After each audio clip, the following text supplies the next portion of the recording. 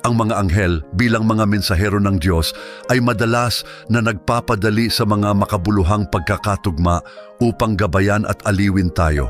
Sa Hebreo Kabanata 1, versikulo 14 nakasulat, "Hindi ba silang lahat ay mga espiritong tagapaglingkod na sinugo upang maglingkod sa kapakanan ng mga magmamana ng kaligtasan?" Pinapaalalahanan tayo nito na ang mga anghel ay laging nagtatrabaho para sa ating kabutihan, kahit na hindi natin direktang nakikita ang kanilang interbensyon. Kaya't bigyang pansin ang mga makabuluhang pagkakatugma sa iyong buhay. Maaaring higit pa ito sa simpleng pagkakataon.